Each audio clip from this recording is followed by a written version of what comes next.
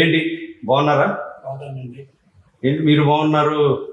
జనసేన సైనికులందరూ కూడా చాలా డిస్టర్బ్ గా ఫీల్ అవుతున్నారు. అదేం లేదండి, అది జనరల్గా ఏంటంటే వాళ్ళందరూ కంఫర్టబుల్ గానే ఉన్నారు. జనరల్గా నాయకుడు డిప్యూటీ సీఎం అయ్యింది. రోడ్లు చూస్తుంటారు, గతంలో వైసీపీ ప్రభుత్వంలో రోడ్లు ఎలా ఉన్నాయి, ఇప్పుడు రోడ్లు ఎలా ఉన్నాయి. రోడ్లు అనేది ఇదివరకు ప్రయాణం చేయాలంటే చాలా అనీజీగా ఉండేది. కార్లు వెళ్ళే పరిస్థితి ఉండేది కాదు, చాలా ఇబ్బంది. ఇప్పుడు అలాగా మీరు స్ట్రైట్ వైట్ చూడండి, ఇదివరకు గత ప్రభుత్వంలో రోడ్లు ఎలా ఉన్నాయి, ఇప్పుడు ప్రభుత్వంలో రోడ్లు ఎలా ఉన్నాయి. పవన్ కళ్యాణ్ గారు పంచాయతీ రాజ్ శాఖ మంత్రి గారు 100% న్యాయం చేస్తున్నారని మేము హ్యాపీగా ఫీల్ అవుతున్నాం. ఏంటి ఈ మధ్య మొత్తం పోర్ట్ఫోలియోల కంటే కూడా అత్యధికంగా ఫైల్స్ జనసేన నాయకుడు పవన్ కళ్యాణ్ పోర్ట్ఫోలియోలోనే పెండింగ్ లో కొన్ని లక్షల ఫైల్స్ పెండింగ్ లో ఉన్నాయని ప్రచారమా, లేకపోతే అది ప్రచారమేనండి. జనరల్ గా ఏంటంటే వచ్చిన ఫైల్ చూడకుండా సంతకం పెట్టేసే ఆ పద్ధతి పవన్ కళ్యాణ్ గారికి కాదు. వెరిఫై చేస్తారు, అది ఎంత టైం పడుతుంది, యాజ్ పర్ మెరిట్స్ చేస్తారు. అంతేగాని వచ్చి ఫైల్ వచ్చింది కదా, సర్క్యులేట్ అయింది కదా, ఏమంటే సంతకం పెట్టేద్దాం, క్లియర్ చేసేద్దాం అనేది వెరిఫై చేసుకోవాలి కదా. ఆయన చేతిలో ఫారెస్ట్ ఉంది, అలాగే పంచాయతీరాజ్ ఉంది. ఇవన్నీ కూడా న్యాయం చేయాలి. ఆయన చేస్తున్న ఏదైతే డిప్యూటీ సీఎంగా ఆయన చేస్తున్నారో, ఇప్పుడు ఆయన చేతిలో ఉన్న ఫారెస్ట్ కానీ పంచాయతీరాజ్ కూడా పనితీరు ఎలా ఉందనేది మీరు చూడండి. చివరికి మన వైసీపీ కాంట్రాక్టర్లు, వైసీపీ హయాంలో పనిచేసిన వైసీపీ నాయకులు బిల్స్ రాలేదని పంచాయతీరాజ్కి వస్తే వాళ్ళందరినీ కూర్చోబెట్టి మాట్లాడి వాళ్ళకి చివరికి ఎంతో గౌరవంతో భోజనాలు పెట్టి మానవత్వంతో వాళ్ళ సమస్యలన్నీ అర్థం చేసుకుని చేశారు. ఇక్కడ రాజకీయం చేయండి. That is Pawan Kalyan. అంటే మీరేమో ఇలా చెప్తున్నారు, వాస్తవంగా చంద్రబాబు నాయుడు తెప్పించుకున్నటువంటి సర్వేలు కానీ ఆయన ఇచ్చినటువంటి ర్యాంకింగ్లో మొదటి 10 మందిలో లేరు పవన్ కళ్యాణ్. అది చిన్న చిన్న ఇప్పుడు ప్రెసెంట్ రన్ అయ్యేది కూటమి ప్రభుత్వం, అంటే Telugu Desam party, Janasena party, BJP party. ఈ 3 పార్టీలు కలిసి ప్రభుత్వంగా ఫామ్ అయినప్పుడు చిన్న చిన్న ఇబ్బందులు ఉంటాయి. ఈ ర్యాంకింగ్లు ఇవన్నీ పట్టించుకోవాల్సిన అవసరం లేదు. ఫైనల్గా ప్రజల దృష్టిలో పవన్ కళ్యాణ్ ర్యాంక్ ఏంటనేది ప్రజలు డిసైడ్ చేస్తారు, ఓటర్ డిసైడ్ చేస్తారు. అంటే జన సైనికులకు మింగుడు పడనటువంటి సందర్భాలు ఈ మధ్య ఏకంగా పవన్ కళ్యాణ్ నోటి నుంచే రావటం అనేటటువంటిది ఈ మధ్య మీరు వినుంటారు. పవన్ కళ్యాణ్ ఏది మన బొలిశెట్టి శ్రీనివాస్ విషయంలో కూడా కరాఖండిగా తెలుగుదేశం వాళ్ళని వదులుకునేట్లేదు, అవసరం అయితే మీరే వెళ్ళిపోండి అనే విధంగా మాట్లాడిన మాటలు చాలా మంది జన సైనికుల్లో తీవ్ర అసంతృప్తికి కారణమయ్యాయి. యాక్చువల్గా పవన్ కళ్యాణ్ గారు అలా అనలేదు. కూటమి ధర్మం పాటించి మనం కలిసి 10 మందిని కలిసి కలుపుకుని ప్రయాణం చేయాలని చెప్పారు ఎమ్మెల్యేలకు కానీ నాయకులకు కానీ. అది సహజంగా ఇప్పుడు వైసీపీ ఏం ఆలోచిస్తుంది, ఇప్పుడు ఈ కూటమి ప్రభుత్వానికి 57% ఓట్ షేర్ వచ్చింది. జగన్మోహన్ రెడ్డికి ఎంత 40%, అంటే తేడా ఎంత 17%. 17% ఓట్ షేర్ అంటే తేడా అంటే మామూలు విషయం కాదు. సో డెఫినెట్గా ఏదో విధంగా వీళ్ళిద్దరి మధ్య, ముగ్గురు మధ్య గొడవలు పెట్టి మళ్ళీ బీజేపీ, జనసేన, టీడీపీని విడగొట్టాలని వైసీపీ నేచురల్గా ఆలోచిస్తుంది. వైసీపీ పార్టీ వాళ్ళ సర్వే ఓటు గురించి డిఫరెంట్ మెథడాలజీలో భాగంగా ఈ విధంగా ఆలోచిస్తారు. లేనిపోని సోషల్ మీడియాలో వైసీపీకి పెద్ద సోషల్ మీడియా టీం ఉంటుంది. ఆ టీం పని ఏంటంటే పవన్ కళ్యాణ్ అన్న పైన లేదా దాన్ని హైలైట్ చేయటం, లేనిపోయింది ఇది చేయటం, ఈ విధంగా ఉంటుంది. ఇప్పుడు నన్ను పిఠాపురం ఉంది, పిఠాపురంలో దాదాపు 12,000 మందికి చీరలు ఇచ్చారు. చాలా 99.9% అందరూ హ్యాపీ. వరలక్ష్మి వ్రతానికి వచ్చిన వాళ్ళకి కానీ, పూజల్లో అందుకున్న వాళ్ళకి కానీ. ఎక్కడో 0.1% ఎవరికో ఒక చీర అందుండదు, వాళ్ళు ఏదో అనేసిగా కామెంట్ పెడతారు. దాన్ని వైసీపీ ఏమంటే క్యాప్చర్ చేసి దాన్ని హైలైట్ చేస్తారు. పొలిటికల్ రైవల్ గా వైసీపీ అపోజిషన్ పార్టీ చేసి పవన్ కళ్యాణ్ కొన్ని ఆస్పెక్ట్స్ లో ఈ పని పవన్ కళ్యాణ్ మాత్రమే చేయగలరు అని అనిపిస్తారు. కొన్ని చోట్ల వచ్చేసేటప్పటికి ఇది ఎందుకు చేశారు అని అనిపిస్తారు. ఇటువంటి అవి ఇవి రెండు ఉంటాయి. మరి ఇప్పుడు బొలిశెట్టి కామెంట్స్ మీరు విన్నారా? అంటే బొలిశెట్టి ఆయన సీనియర్ లీడరు ఎమ్మెల్యే. ఇప్పుడు జనరల్గా వాస్తవంగా చెప్పుకుంటే అక్కడ టీడీపీ జనసేన కలవటం వల్ల, అలాగే బీజేపీ కలవటం వల్ల అందరికీ మంచి జరిగింది. లేకపోతే అంత ఈజీ విన్నింగ్ ఉండదు. వైసీపీకి మినహాయించి వైసీపీకి అంత దారుణంగా పోవటానికి కారణం ఈ కాంబినేషన్, అవును. TDP Janasena combination. ఎస్.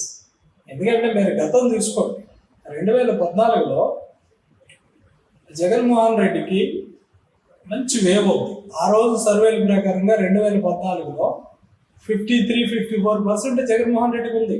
అవును.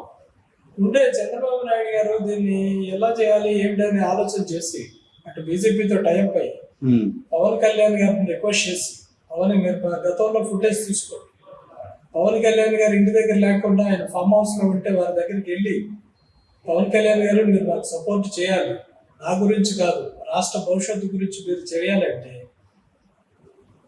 ఈ 53-54% ఉన్న షేరు టప్మన్ 48 పడిపోయింది వైసీపీది. పవన్ కళ్యాణ్ భీమవరం మీటింగ్ చూడండి, ఆ రోజు ఏం మాట్లాడాడు.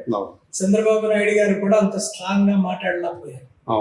ఇప్పుడు మొన్న విషయంలో కూడా చూడండి, ఇప్పుడు ఇప్పుడు అతను ఏంటంటే మీకు టాలీవుడ్ లో సూపర్ స్టారే కదా పవన్ కళ్యాణ్, మీరు అంగీకరిస్తారు. సినీ ఫీల్డ్ లో కాదనలేంగా, సౌత్ ఇండియా సూపర్ స్టార్ కింద తీసుకోవచ్చు కదా మనం. ఆయనది కన్నడంలో కానీ, తెలంగాణ కానీ, ఆంధ్ర కానీ, సౌత్ ఇండియా.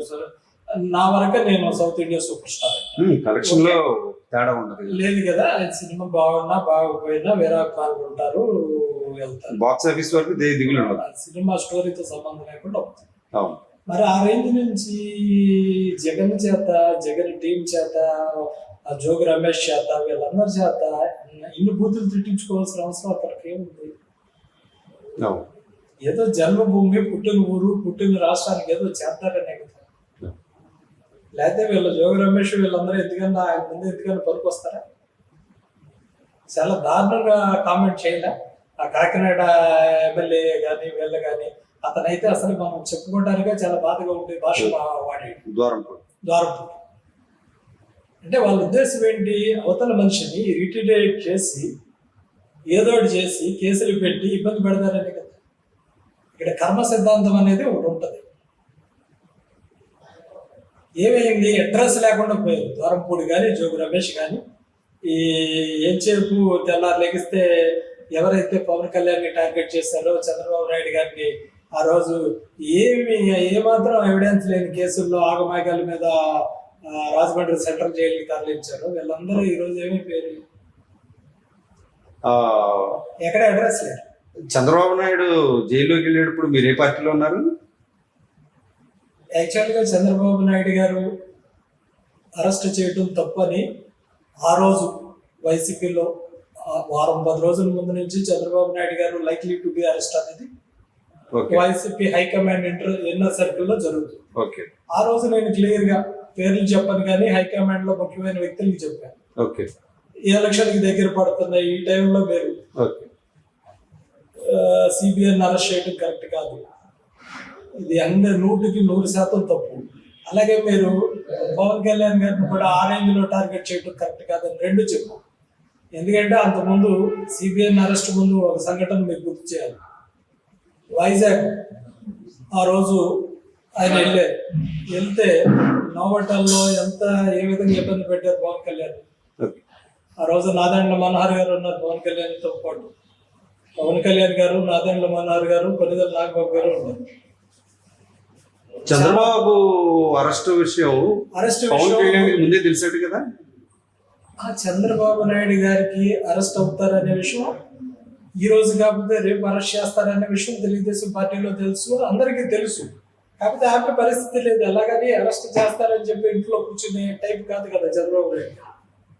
ఇది యాక్చువల్గా ఏంటంటే ఎవిడెన్స్ లేని కేసుల్లో ఇంత దారుణంగా కక్ష సాధింపు చర్య తప్ప చంద్రబాబు నాయుడు వేరే అరెస్ట్ వల్ల వైసీపీ గ్రాఫ్ పోయింది. ఇప్పుడు 2019లో 50% ఉంది, ఇప్పుడు ఆయన 40% పోయాడు. చంద్రబాబు నాయుడు గారి అరెస్ట్ కానీ, పవన్ కళ్యాణ్ తిరుగుబాటు కానీ ఇవన్నీ కలిపితే దాని పరిమితం ఎంత 57%. అంటే వైసీపీకి టీడీపీకి 17% తేడా ఉంది. అండ్ అంటే నామినేషన్ దాంట్లో టీడీపీ కూడా ఉంది, బీజేపీ కూడా ఉంది. బీజేపీ కూడా అంటే యాజ్ పర్ మై క్యాలిక్యులేషన్ మీకు ప్రజారాజ్యం పార్టీ పెట్టినప్పుడు 18% వచ్చింది. అవును, 18 సీట్లు. 18 సీట్లు పర్సంటేజ్ కూడా 18% వచ్చింది. అది మళ్ళీ Pawan Kalyan 73 lakhs vote share. 72 lakhs. తర్వాత ఆ రోజు రాజశేఖర రెడ్డి గారి అధికార పార్టీ ఆయనకు వచ్చింది 1,50,00,000. 35%. 1,50,00,000.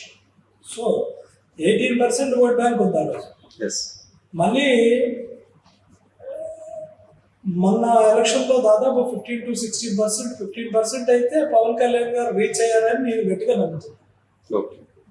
ఎందుకంటే 2019లో ఆయనకి 6.5% వచ్చింది. బట్ 24 అనేది చావో రేవో అన్ని శక్తులు ఉపయోగించారు ఆయన మీద. ఎన్ని కుట్రలు, రకరకాల అన్ని విధాల. ఇప్పుడు పిఠాపురంలో పవన్ కళ్యాణ్ గారిని ఓడించడానికి దాదాపు 250 కోట్లు ఖర్చు పెట్టారు. పిఠాపురం టార్గెట్ చేశారు, 200 కోట్ల పైకి ఖర్చు పెట్టారు. ఇక్కడ మంగళగిరి ఓడించడానికి వైసీపీ మంగళగిరి నారా లోకేష్ గారిని టార్గెట్ చేశారు. ఇక కుప్పం చంద్రబాబు నాయుడు గారిని టార్గెట్ చేశారు. మరి అన్ని మంచి మెజార్టీలు వచ్చినాయి. మంగళగిరి అయితే 90,000 వచ్చింది నారా లోకేష్. పిఠాపురంలో